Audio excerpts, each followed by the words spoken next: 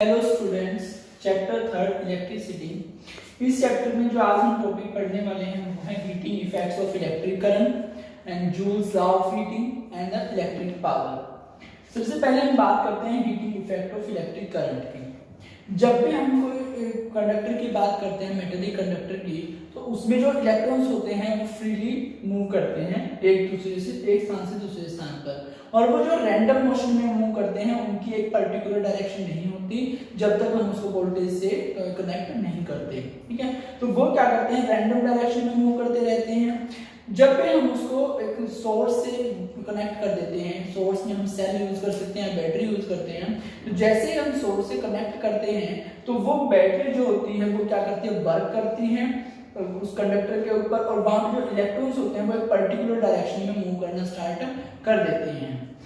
वो इलेक्ट्रॉन जब एक स्थान से दूसरे स्थान पर मूव करते हैं एक पर्टिकुलर डायरेक्शन में बैटरी अप्लाई करने के बाद, क्योंकि बैटरी वहां पर वर्क कर रही है कुछ ना कुछ, तो जो वो इलेक्ट्रॉन्स हैं वो क्या करेंगे, कोलाइड करेंगे एटम्स के साथ। जो हमने सेल के अंदर जो भी केमिकल हमने फिल किया हुआ है उस केमिकल के जो एटम्स हैं उन इलेक्ट्रॉन के साथ वहां पर कोलिजन होंगे। उस कोलिजन की वजह से वहां पर क्या होगी, हीट प्रोड्यूस होगी, एनर्जी प्रोड्यूस होगी। उस एनर्जी को हम बोलते हैं थर्मल एनर्जी। थर्मल एनर्जी एक ऐसी एनर्जी होती है जो किसकी वजह से प्रोड्यूस होती है, हीट या टेम्परेचर की वजह से। और यहाँ पर जो मेटलिक कंडक्टर है उसमें हीट किसकी वजह से आ रही है, क्योंकि वहां पर कोलिजन हो रहा है किसके बीच में, इलेक्ट्रॉन्स और एटम्स के बीच में कोलिजन हो रहा है। ठीक है, तो उस कोलिजन की वजह से क्या हो रहा है, वहां पे हीटिंग हो रही है और इसकी वजह से थर्मल एनर्जी बढ़ रही है इलेक्ट्रॉन की मेटलिक कंडक्टर की। ठीक है, तो उसकी वजह से क्या हो रहा है, हम क्या बोल रहे हैं कि जो बैटरी ने वर्क किया, और बैटरी वर्क कैसे कर रही है वहां पर कि वो क्या पोटेंशियल डिफरेंस जो है वो मेंटेन कर रही है दो एंड्स के बीच में एक मेटलिक कंडक्टर के। ये चीज हम वैसे देख चुके हैं पीछे डायग्रामेटिकली, एक बार हम दोबारा देख लेते हैं कि हमने क्या कहा था कि कोई एक मेटलिक कंडक्टर हमने लिया था, और ये मेटलिक कंडक्टर में जो इलेक्ट्रॉन्स होते हैं वो रैंडम डायरेक्शन में होते हैं, कोई इधर मूव कर रहा होता है, कोई इधर, कोई इधर, कोई इधर, कोई कहीं, कोई कहीं, मतलब इस तरीके से मूव कर रहे होते हैं। लेकिन अगर हमें क्या है, तो अगर ये रैंडम मोशन में मूव कर रहे हैं तो ये करंट तो प्रोड्यूस करेंगे नहीं, क्योंकि करंट कौन से इलेक्ट्रॉन्स का फ्लो प्रोड्यूस करता है, जो एक पर्टिकुलर डायरेक्शन में फ्लो करते हैं इलेक्ट्रॉन्स, वो हमें करंट देते हैं। ठीक है, हम इसको डायग्रामेटिकली देखते हैं। मेटलिक कंडक्टर हमने लिया, ठीक है, उस मेटलिक कंडक्टर में जो नंबर ऑफ इलेक्ट्रॉन्स जो हैं वो क्या कर रहे हैं, रैंडम मोशन में मूव कर रहे हैं एक डायरेक्शन से दूसरे डायरेक्शन में। तो इसमें जो है अगर हमें करंट प्रोड्यूस करवाना है तो उसके लिए क्या है, इलेक्ट्रॉन्स को परमानेंट डायरेक्शन में या फिर हम कहें पर्टिकुलर डायरेक्शन में मूव करना पड़ेगा। तो इलेक्ट्रॉन्स को पर्टिकुलर डायरेक्शन में मूव करवाने के लिए हम क्या करते हैं, जो कंडक्टर है इसके दोनों एंड्स पे हम एक एंड को ए बोल देते हैं और एक एंड को बी बोल देते हैं। तो यहाँ पर हमने देखा था डिफरेंस क्रिएट करते हैं, वो डिफरेंस क्या रहता है, पोटेंशियल डिफरेंस, और वो किसकी हेल्प से हम क्रिएट करते हैं, यहाँ पर एक वोल्टेज हम बैटरी यहाँ पर लगाते हैं। ठीक है, जैसे हमने यहाँ पर एक बैटरी लगाई, इस बैटरी की हेल्प से हम क्या कर रहे हैं, यहाँ पर एक पोटेंशियल डिफरेंस क्रिएट कर रहे हैं। ठीक है, ये पोटेंशियल डिफरेंस क्रिएट करने के बाद क्या होता है, जो ये इलेक्ट्रॉन्स होते हैं ये एक पर्टिकुलर डायरेक्शन में मूव करने लग जाते हैं, और यहाँ पर ये क्या करते हैं, जहाँ पे इलेक्ट्रॉन ज्यादा होंगे उससे दूसरी जगह मूव करेंगे जहाँ पर इलेक्ट्रॉन्स कम होंगे। अब यहाँ पर बैटरी का पॉजिटिव टर्मिनल इस तरफ है और बैटरी का नेगेटिव टर्मिनल इस तरफ है। Negative terminals means negative charge show कर रहे हैं कि नंबर ऑफ इलेक्ट्रॉन, तो इस साइड में जो ये बी हमने एंड दिखाया, इस साइड में नंबर ऑफ इलेक्ट्रॉन ज्यादा होंगे, तो इस तरफ से इलेक्ट्रॉन्स इस तरफ फ्लो करेंगे, तो इलेक्ट्रॉन्स का जो फ्लो है इस डायरेक्शन में हो जाएगा। ठीक है, पर्टिकुलर डायरेक्शन में। तो यहाँ पर जब इलेक्ट्रॉन जाएंगे तो करंट जो है क्या पॉजिटिव डायरेक्शन में जाता है, तो करंट पॉजिटिव से नेगेटिव फ्लो करता है, तो करंट की जो डायरेक्शन है हम इस तरीके से शो करते हैं। अब हमने क्या कहा कि जो ये इलेक्ट्रॉन्स मूव कर रहे हैं तो सेल के अंदर जो हमारा मेटल है, मेटल किसी ना मेटलिक कंडक्टर है, किसी मेटल से मिलकर बना है, तो इस मेटलिक कंडक्टर में जो एटम्स हैं उनके साथ इस इलेक्ट्रॉन्स की क्या होगी, कोलिजन होगी। तो उस कोलिजन की वजह से वहां पर क्या होगा, हीट प्रोड्यूस होगी, और उस हीट की वजह से जो एनर्जी प्रोड्यूस होगी वो इलेक्ट्रॉन्स की कहलाएगी थर्मल एनर्जी कहलाएगी। ठीक है, तो उस थर्मल एनर्जी की वजह से यहाँ पर क्या है, ये पूरा मेटल जो है हीट हो जाएगा, गर्म हो जाएगा। ठीक है, तो इसी को क्या कहा जाता है, हीटिंग इफेक्ट कहा जाता है इलेक्ट्रिक करंट का। ठीक है, तो electric current, heating effect of electric current की डेफिनेशन हम क्या बोल रहे हैं, the process of dissipation of source energy. Source energy का मतलब क्या, सोर्स हमारा क्या था, यहाँ पर बैटरी थी, ये बैटरी हमारा क्या कर रहा है, वर्क कर रही है, किसके ऊपर वर्क कर रही है, ये हमें जो मेटल कंडक्टर है इसके ऊपर वर्क कर रही है। किसने वर्क किया? बैटरी ने वर्क किया। बैटरी क्या कर रही है यहाँ पर, जो पोटेंशियल डिफरेंस है वो क्रिएट कर रही है। वो क्रिएट करने के लिए क्या है, बैटरी ने वर्क किया है। और जो बैटरी वर्क कर रही है उसके पास कुछ ना कुछ एनर्जी है। और क्या एनर्जी होती है, हमने सेल कनेक्ट किए हुए हैं, सेल में क्या होती है, केमिकल एनर्जी होती है। तो वो केमिकल एनर्जी क्या है, वो केमिकल एनर्जी जो सोर्स ऑफ एनर्जी जो है उसको क्या, डिसिपेशन का मतलब है खर्च होना। तो वो डिसिपेट हो रही है, खर्च हो रही है in the form of heat, heat की फॉर्म में वो खर्च हो रही है। और उसी को कहा जाता है heating effect of electric current. कैसे खर्च हो रही है, हमने क्या कहा, जो बैटरी है ये वर्क कर रही है, ये क्या करते हैं, पोटेंशियल डिफरेंस क्रिएट करती है। तो ये क्या है, पोटेंशियल डिफरेंस कैसे क्रिएट कर रही है, जो इसमें केमिकल है वो केमिकल एनर्जी कन्वर्ट हो रही है इलेक्ट्रिकल एनर्जी में, और वो इलेक्ट्रिक एनर्जी में कन्वर्ट होकर पोटेंशियल डिफरेंस को यहाँ पर मेंटेन रख रही है। ठीक है, अब यहाँ पर करंट फ्लो कर रहा है और पोटेंशियल डिफरेंस को मेंटेन करने के लिए बैटरी वर्क कर रही है। तो बैटरी की केमिकल एनर्जी किसमें कन्वर्ट हो रही है, इलेक्ट्रिकल एनर्जी में। लेकिन क्या है, यहाँ पर क्या हो रहा है, हीटिंग इफेक्ट भी हो रहा है। वो किसकी वजह से, इलेक्ट्रॉन्स और एटम्स के बीच में कोलिजन हो रहे हैं, तो उसकी वजह से यहाँ पर हीटिंग हो रही है और थर्मल एनर्जी बढ़ रही है यहाँ पर। तो थर्मल एनर्जी और हीटिंग की वजह से मेन सोर्स क्या था, यहाँ पर बैटरी थी। तो जो बैटरी का जो सोर्स की बात करें, जो सोर्स की एनर्जी थी वो किस में खर्च हो रही है, कहीं ना कहीं हीट की फॉर्म में खर्च हो रही है। तो उसी को क्या कहा जाता है, heating effect of electric current कहा जाता है। तो अगर हम यहाँ पर कोई रेजिस्टर लगा लेते हैं, ठीक है, तो रेजिस्टर क्या करता है, फ्लो करेगा किसको, इलेक्ट्रॉन्स के जो इलेक्ट्रॉन्स का फ्लो है उसको रेजिस्ट करेगा। तो वहां पर और ज्यादा वर्क करना पड़ेगा बैटरी को पोटेंशियल डिफरेंस को मेंटेन करने के लिए। अब और ज्यादा वर्क करना पड़ेगा तो और ज्यादा वहां पर हीट निकलेगी, तो वो और ज्यादा डिसिपेशन होगा हीट का। तो अगर रजिस्टर प्योरली रजिस्टर सर्किट हम यूज कर रहे हैं तो वहां पर हीटिंग इफेक्ट ज्यादा शो होगा। ठीक है, तो अब बहुत सारे हमारे पास डिवाइसेस होते हैं जो हीटिंग इफेक्ट पर काम भी करते हैं। जैसे इलेक्ट्रिक बल्ब है, वो भी हीटिंग इफेक्ट पे काम करता है करंट के। हमारी इलेक्ट्रिक आयरन है, वो भी हीटिंग इफेक्ट पे ही काम करती है। इलेक्ट्रिक गीजर है, वो भी इस पे ही काम करता है। इलेक्ट्रिकल हीटर है, वो सभी किस पे काम करते हैं, heating effect of electric current पे ही काम करते हैं वो सारे। ठीक है, अब हम क्या करते हैं, हमने एक प्योरली रजिस्टर सर्किट लिया है कि जिसमें रजिस्टर लगा हुआ है, मेटल कंडक्टर जो वो रेजिस्टेंस शो कर रहा है। तो उस टाइम पे हमारा क्या हो रहा है, यहाँ पर कुछ ना कुछ जो हमारा चार्ज यहाँ पर करंट फ्लो कर रहा है। तो हम यहाँ पर करंट कैसे निकालेंगे कि करंट हमें पता है, बाय डेफिनेशन हम जानते हैं कि करंट किसके इक्वल होता है, total charge flowing through the circuit per unit time. ठीक है, तो वो किसके इक्वल होता है, करंट के इक्वल होता है। और यहाँ से हम क्या निकाल सकते हैं, टोटल चार्ज भी निकाल सकते हैं। कैसे, टी को इधर लेके जा सकते हैं, तो आई मल्टीप्लाई टी, ये हमारा क्या निकल जाएगा, क्यों निकल जाएगा। ठीक है, अब हम क्या कह रहे हैं, वर्क किया है किसने, बैटरी ने, तभी वहां पर हीटिंग इफेक्ट शो हो रहा है। तो वर्क कैसे निकालेंगे, हम बोलते हैं कि जो वर्क डन किया है बैटरी ने उसको हम W से रिप्रेजेंट करते हैं। और वो वर्क डन कैसे निकलेगा, जितना चार्ज वहां पर क्रिएट हो रहा है और साथ में जितनी वहां पर वोल्टेज बैटरी ने अप्लाई करी है। ठीक है, तो हम बोलेंगे कि बैटरी की कितनी वोल्टेज है, कितनी वोल्टेज की बैटरी हमने लगाई थी वहां पर, पोटेंशियल डिफरेंस कितना था वो V, और साथ में हम बोलेंगे कि कितना चार्ज वहां से फ्लो कर रहा है, तो वो क्या उसे हम डिनोट करते हैं। तो W is equal to V into क्या हो, यानी कि कितना पोटेंशियल डिफरेंस है और उसके थ्रू कितना चार्ज जो फ्लो कर रहा है सर्किट में से। ठीक है, वो वर्क डन हो जाता है जितना बैटरी ने करा है। अब हमने देखा कि क्या हो, किसके इक्वल है, I T के इक्वल होता है। हम यहाँ पर लिख सकते हैं V multiply I into T के इक्वल यहाँ से लिख सकते हैं। तो W किसके इक्वल हो जाता है, V into I into T के इक्वल हो जाता है। लेकिन हमने क्या देखा था, according to Ohm's law, Ohm's law के अनुसार क्या होता है, ओम्स लॉ क्या कहता है कि जो V इज इक्वल टू क्या होता है, IR होता है, यानी कि पोटेंशियल डिफरेंस किसके इक्वल होता है, IR के इक्वल होता है, करंट इनटू रेजिस्टेंस के। तो यहाँ पर हम V की अगर वैल्यू रखना चाहें तो हमारे पास W की क्या वैल्यू देगा, V is equal to I आ रहा था, तो यहाँ पर V की वैल्यू रखने में क्या हो जाएगा, I इंटू R, और हमारे पास ऑलरेडी क्या है, I इंटू T है। तो यहाँ से हमारा जो वर्क डन W है वो किसके इक्वल हो जाएगा, एक I हमारे पास ये रहा और एक I ऑलरेडी था, तो ये I मल्टीप्लाई I क्या बन जाएगा, I स्क्वायर बन जाएगा, और ये R क्या है, रेजिस्टेंस है, ये एज इट इज आ जाएगा, और T भी हमारा एज इट इज आ जाएगा। तो हमारा जो वर्क डन है वो किसके इक्वल आ गया यहाँ पर, I स्क्वायर RT। ठीक है, अगर हम प्योरली रेजिस्टर की बात कर रहे हैं, जहाँ पर पूरा ही रेजिस्टर हमने यूज किया है, मेटल कंडक्टर ऐसा जो रेजिस्टेंस शो कर रहा है, तो वहां पर क्या है, हीटिंग इफेक्ट ज्यादा होगा, उसको जो वर्क डन जो वहां पे हो रहा है वो टोटली किस में खर्च हो जाएगा, हीटिंग में खर्च हो जाएगा। तो उसको हम बोलते हैं, उसको हम H से रिप्रेजेंट करेंगे, हीट एनर्जी इसको बोल सकते हैं। तो H किसके इक्वल हो जाएगा हमारा यहाँ पे W के, और वो कितना है, I स्क्वायर R टी है। तो ये वैल्यू हम याद रख सकते हैं यहाँ पे, ठीक है। तो हीटिंग एनर्जी कितनी यहाँ पर मिल रही है हमें, आई स्क्वायर आर टी। और ये कब डब्ल्यू एच के इक्वल कब होगा, जब हमारे पास प्योरली रजिस्टर सर्किट है। प्योरली रजिस्टर सर्किट क्यों बात कर रहे हैं हम, क्योंकि यहाँ पर कुछ ना कुछ जो पोटेंशियल डिफरेंस मेंटेन करने में खर्च होती है बैटरी जो एनर्जी है।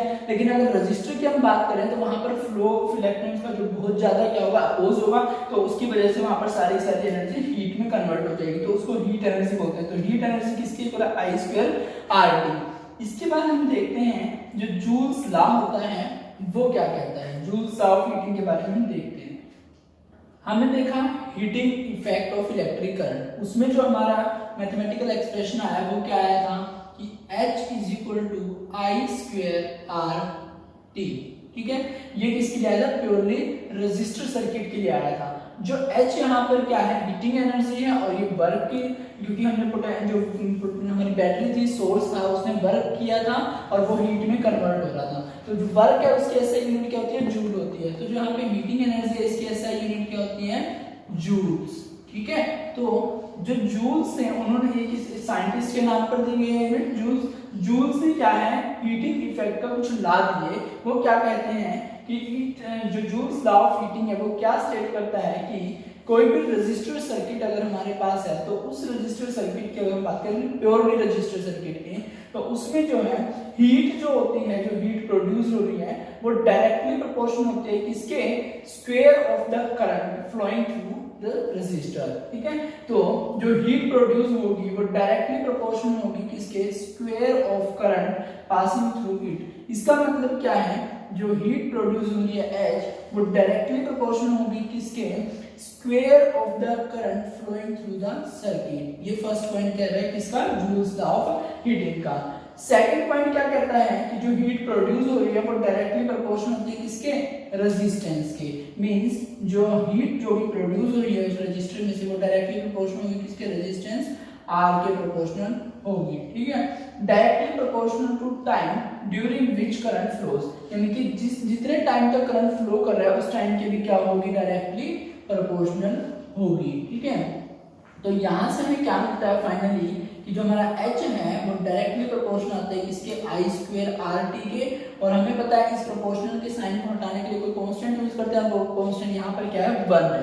तो इसका मतलब H किसके इक्वल हो जाता है यहाँ से, आई स्क्वायर आर टी। जो हमने हीटिंग इफेक्ट की बात करी थी इलेक्ट्रिक करंट के, वो एक सर्किट की बात करी थी, ठीक है। और उसमें हमने बोला था प्योरली रेजिस्टर सर्किट है।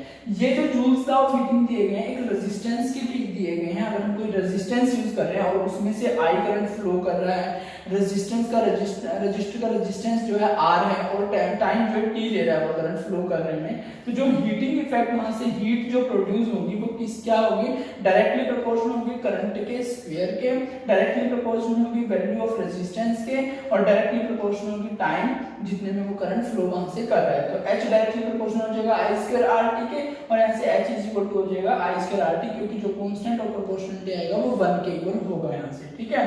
तो ये थे जूल्स लॉ ऑफ हीटिंग। इससे रिलेटेड हम एक एग्जांपल की बात कर लेते हैं। मान लो हमारे पास कोई रेजिस्टेंस है, रेजिस्टर हमने यूज किया है, उस रेजिस्टर में से जो हीट प्रोड्यूस हो रही है, फॉर एग्जांपल हम कह रहे हैं कोई हमने रेजिस्टेंस दिया है और उसमें से जो हीट प्रोड्यूस हो रही है वो कितनी हो रही है, 100 जूल की हीट प्रोड्यूस हो रही है पर सेकंड। पर सेकंड का मतलब क्या है, 1 सेकंड में 100 जूल की हीट जो है वो प्रोड्यूस हो रही है वहां पर, ठीक है। और जो रेजिस्टेंस हमने यूज किया है उसका जो रेजिस्टेंस है वो कितना है, 16 ओम है, 16 ओम है। तो ये जो 100 जूल पर सेकंड हमें दिया गया है, इसका मतलब क्या है, 100 जूल से क्या मतलब है, ये हमें क्या दिया गया है, जो हीटिंग प्रोड्यूस हो रही है वो H दिया गया है।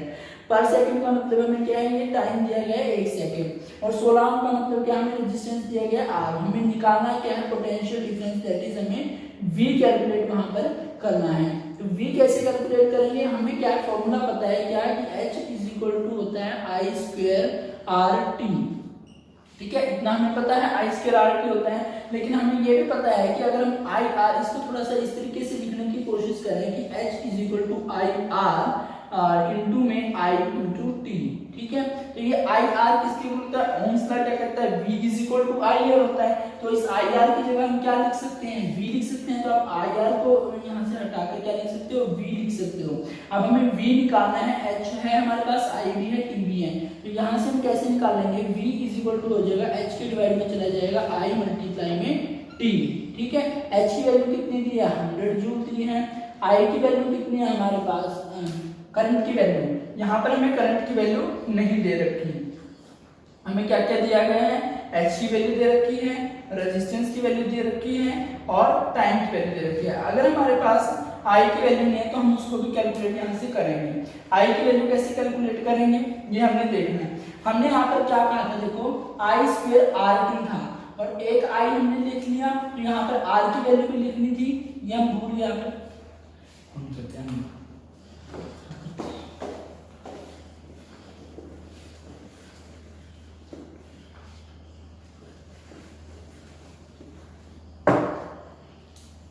तो जूल्स लॉ ऑफ हीटिंग ने ये तीन बातें बताई थी हमें कि क्या कि किसी रजिस्टर में से जो हीट प्रोड्यूस होगी तो वो किसके डायरेक्टली प्रोपोर्शनल होगी, square of the current and directly proportional to resistance and directly proportional to time in which the current is flowing। तो हमें फाइनली क्या मिल जाता है, H is equal to I square RT। इसके बाद हम देखते हैं इलेक्ट्रिक पावर क्या होती है। अब हम देखते हैं इलेक्ट्रिक पावर। इलेक्ट्रिक पावर क्या होती है, जो हमारे घरों में जो बिजली या फिर हम बोले इलेक्ट्रिसिटी जो आ रही है तो वो हम कितने यूज कर रहे हैं, कितना हम उसको खर्च कर रहे हैं, कंज्यूम कर रहे हैं, तो वो हमारी क्या होती है, उसको कितने रेट से हम उसको कंज्यूम कर रहे हैं, ठीक है। तो उसको बोला जाता है electric power. Electric power is defined as the rate of dissipation और कंजप्शन ऑफ इलेक्ट्रिकल एनर्जी। जो इलेक्ट्रिकल एनर्जी होती है उसको हम किस रेट से कंजप्शन कर रहे हैं, यानी कि कितने टाइम में कितने अमाउंट ऑफ इलेक्ट्रिकल एनर्जी हम कंजम्पशन कर रहे हैं, वो होती है हमारी क्या, इलेक्ट्रिक पावर। इलेक्ट्रिक पावर को हम P से डिनोट करते हैं। तो P किसके इक्वल होगा, डिसिपेशन ऑफ इलेक्ट्रिकल एनर्जी, और वो डिसिपेशन हमने निकाला है किसके इक्वल होता है, एक रेजिस्टर सर्किट में वो इक्वल होता है हमारे हीट एनर्जी के। हीटिंग एनर्जी को हमने किसके, H से रिप्रेजेंट किया था, और यहाँ पर रेट की हम बात कर रहे हैं तो T टाइम में कितनी एनर्जी जो हम कंज्यूम कर रहे हैं उसको बोला जाता है इलेक्ट्रिक पावर। तो अब हमने देखा था कि जो हीटिंग पावर होती है, हीटिंग एनर्जी होती है, वो वर्क डन के इक्वल होती है, उसको हम W/T भी लिख सकते हैं। तो हमने क्या देखा था, जब हमने heating effect of electric current पढ़ा था तब हमने देखा था कि H जो है, H किसके इक्वल आता है, I स्क्वायर RT के इक्वल होता है, ठीक है। यहाँ से हम क्या कर सकते हैं, R अगर हम इसी को जो एक्सप्रेशन है इसको R से मल्टीप्लाई कर दें और R से डिवाइड कर दें तो कोई फर्क नहीं पड़ेगा। तो हम क्या कर रहे हैं, यहाँ पर I स्क्वायर है हमारे पास, हम क्या कर रहे हैं, R से मल्टीप्लाई किया तो R मल्टीप्लाई हो गया, R स्क्वायर बन जाएगा, और यहाँ पे T ऑलरेडी था और इसको हम R से डिवाइड भी कर रहे हैं, ठीक है। तो यहाँ पे I स्क्वायर R स्क्वायर बन गया। हमें पता है V किसके इक्वल होता है, I R के इक्वल होता है, तो I स्क्वायर R स्क्वायर किसके इक्वल हो जाएगा, V स्क्वायर के इक्वल हो जाएगा। तो ये V square divide by R बन गया और T बन गया। इसको हम कैसे लिख सकते हैं, V multiply V divide by R multiply T। तो यहाँ पे जो V बाय R है, हमें पता है V is equal to I R होता है, तो वहां से V डिवाइड बाय R की वैल्यू निकालेंगे तो किसके इक्वल आएगी, I के इक्वल आएगी।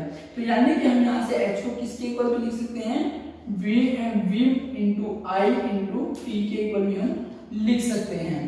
तो हमने क्या देखा कि H किसके इक्वल है, I स्क्वायर RT के इक्वल होता है। अगर हम इस एक्सप्रेशन को R से मल्टीप्लाई और R से डिवाइड कर देते हैं तो ये क्या बन जाएगा, I स्क्वायर R स्क्वायर बन जाएगा, डिवाइड बाय R आएगा, मल्टीप्लाई में T हो जाएगा। हमें ये भी पता है ओम्स लॉ क्या कहता है कि V is equal to I R होता है, और ये I स्क्वायर R स्क्वायर है तो ये क्या बन जाएगा, V स्क्वायर बन जाएगा। तो V square divide by R into T आ रहा है। हम इसको V स्क्वायर को अगर हम V मल्टीप्लाई V लिख देते हैं और जो डिवाइड बाय R को S चीज रखते हैं, T S चीज रखते हैं। यहाँ पर V ठीक है, लेकिन ये V बाय R को हम I लिख सकते हैं क्योंकि ओम्स लॉ क्या कहता है V is equal to I R, और वहां से I की वैल्यू निकालेंगे तो किसके इक्वल आएगी, V डिवाइड बाय R के इक्वल आएगी, ठीक है। अब ये तो वैल्यूज किसके इक्वल होता है, H को हम जो है I स्क्वायर RT भी लिख सकते हैं, H को हम VIT भी लिख सकते हैं, और H को जो है हम क्या लिख सकते हैं, V square T divide by R भी लिख सकते हैं।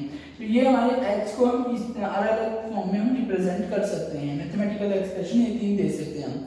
तो हमें क्या करना है, पी पावर निकालनी है, इलेक्ट्रिक पावर। यहाँ पर हम वैल्यू डालेंगे एच की। एच की अगर हम यहाँ पर वैल्यू रखते हैं, मान लो फर्स्ट वैल्यू पहले हम रखते हैं, इसकी बात करते हैं, H is equal to I square R T. तो यहाँ से पी की वैल्यू क्या हो जाएगी, I square R T divide by T, यहाँ से आ गया। इस टी से ये टी कैंसिल आउट हो जाएगा, तो यहाँ से जो पी की वैल्यू आएगी वो किसके इक्वल आएगी, आई स्क्वायर आर के इक्वल आएगी। तो एक एक्सप्रेशन तो पावर का ये आ जाता है हमारे पास। दूसरा एक्सप्रेशन क्या कह रहे हैं कि h जो है वो v square t divide by r के इक्वल भी होता है, ठीक है। तो यहाँ से अगर हम p की वैल्यू निकालना चाहेंगे तो h की जगह रखेंगे, h की जगह क्या रखेंगे, v square t divide by r रखेंगे, v square t divide by r रखेंगे, और इधर डिवाइड में क्या है, t है, तो इधर r के मल्टीप्लाई में आ जाएगा, ये t से t कैंसिल हो जाएगा। तो यहाँ से हमारे पास जो t की वैल्यू आएगी वो क्या आएगी, v square divide by r आ जाएगी, ठीक है। दूसरा एक्सप्रेशन ये आ जाता है। तीसरा अगर हम h की ये वाली वैल्यू यूज करते हैं, h is equal to v into I into T, तो यहाँ पर अगर हम पुट करेंगे तो हमारे पास p की वैल्यू क्या आएगी, हम क्या कहते हैं कि p is equal to h की वैल्यू ये वाली यूज कर रहे हैं, v multiply i multiply t, तो v i t हो गया, डिवाइड बाय हम यहाँ से t लिखेंगे, ये t हमने लिख दिया, इस t से ये t कैंसिल हो जाता है, तो पावर की इलेक्ट्रिक पावर की जो वैल्यू है कितनी आती है, v मल्टीप्लाई i आ जाती है, ठीक है। तो ये तीन एक्सप्रेशन, क्योंकि h के अगर हमारे पास जितने एक्सप्रेशन होंगे हम p के भी उतने एक्सप्रेशन निकाल सकते हैं। तो p के तीन एक्सप्रेशन आ गए हमारे पास, आई स्क्वायर r और p is equal to v square by r और p is equal to v into i, ठीक है। तो यहाँ से हम देख रहे हैं जो पावर है उसकी जो SI यूनिट होती है वो क्या होती है, वाट होती है। हम लिखेंगे SI unit of power is what, और उसको हम W से रिप्रेजेंट करते हैं, ठीक है। ये वाट को रिप्रेजेंट करता है। ये क्या है, SI यूनिट होती है किसके, पावर की। हम पढ़ रहे थे इलेक्ट्रिकल पावर के बारे में। इलेक्ट्रिक पावर को हमने P से रिप्रेजेंट किया था और इसको बोला था कि कितनी एनर्जी, इलेक्ट्रिकल एनर्जी कंज्यूम की जाए कितने टाइम में, उसको हमने P से रिप्रेजेंट किया था इलेक्ट्रिक पावर से, ठीक है। तो अब हमें क्या बताना है, हमने जब H की अलग फॉर्मेशन लिखी थी, मैथमेटिकल फॉर्मेशन, तो हमने P की एक फॉर्मेशन निकाली थी कि P किसके इक्वल होता है, V मल्टीप्लाई I के इक्वल होता है, ठीक है। और P की हमने SI यूनिट क्या बताई थी, वाट बताई थी, ठीक है। अब हमसे कोई पूछे कि 1 वाट किसके इक्वल होता है, तो 1 वाट इज इक्वल टू 1 वाट वो एनर्जी होती है जो कंज्यूम की जाए 1 जूल में 1 सेकंड में, ठीक है। तो यहाँ पर वोल्ट क्या है, हम लिखेंगे कि 1 watt is equal to 1 volt multiply 1 ampere. तो इससे हम क्या निकाल सकते हैं, यहाँ पर 1 वाट की वैल्यू निकल जाएगी। तो 1 वाट किसके इक्वल होता है, 1 वोल्ट मल्टीप्लाई 1 एम्पियर, यानी कि इतना पोटेंशियल डिफरेंस, एक पोटेंशियल डिफरेंस में 1 एम्पियर करंट अगर फ्लो करता है तब वहां पर हमारे पास इलेक्ट्रिकल पावर कितनी होती है, 1 वाट हो जाती है। जो ये वाट होती है ये इलेक्ट्रिकल पावर की बहुत ही स्मॉल यूनिट होती है, लेकिन हम जो इलेक्ट्रिकल एनर्जी है बहुत ज्यादा अमाउंट में खर्च करते हैं, तो हम वाट की बजाय वहां पर किलोवाट का यूज करते हैं। तो किलोवाट को हम लिखते हैं हम लिखते हैं KW से किलोवाट, और जो 1 किलोवाट होता है वो किसके इक्वल होता है, 1000 वाट के इक्वल होता है। किलो की जगह हम 1000 लिख सकते हैं, तो 1 किलोवाट किसके इक्वल होगा, 1000 वाट के। और ये यहाँ पे 1000 है, इसको हम क्या लिख सकते हैं, 10⁻³ और वाट एज इट इज आ जाएगा। तो मींस क्या है, 1 किलोवाट किसके इक्वल है, 1000 वाट के, और इसको हम लिख सकते हैं 10⁻³ वाट लिख सकते हैं, ठीक है।